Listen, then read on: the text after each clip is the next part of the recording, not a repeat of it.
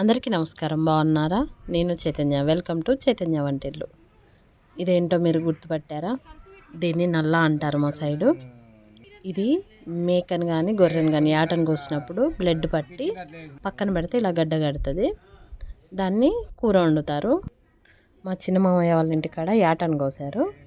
అప్పుడు మా పెద్ద మామయ్య ఈ వంటను చేశాడు. ఏం లేదండి, సింపుల్ దీని ప్రాసెస్.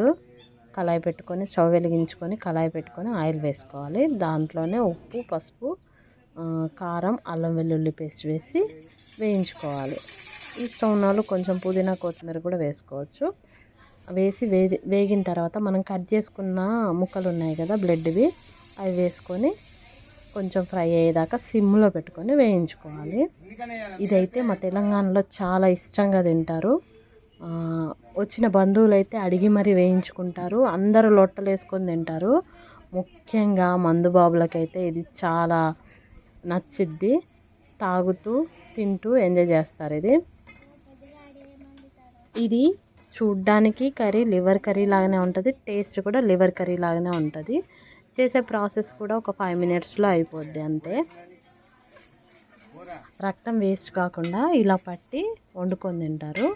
ఇది బాగా మగ్గిన తర్వాత మసాలా వేసుకొని దించుకొని తినేస్తారు.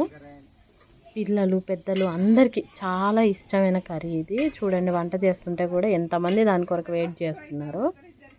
నేను విన్నది ఏంటంటే, ఇలా గొర్రె రక్తాన్ని కానీ మేక రక్తాన్ని కానీ వండుకొని తింటే దానికి ఉన్న రోగాలు, జబ్బులు అయితే ఏది ఉందో అవన్నీ మనకి ఈజీగా వచ్చేస్తాయని చెప్తుంటే విన్నాను. అది నిజమా కాదో నాకైతే తెలియదు. మీకు తెలుసుంటే కామెంట్ చేయండి. అలాగే దీన్ని ఏమంటారు మీ సైడ్? మేము నల్ల అంటాం, మీరేమంటారో కామెంట్ చేయండి. మీరు మీ ఇంట్లో ఎప్పుడైనా వండుకొని తిన్నారా? అది కూడా కామెంట్ చేసి చెప్పండి. Thank you.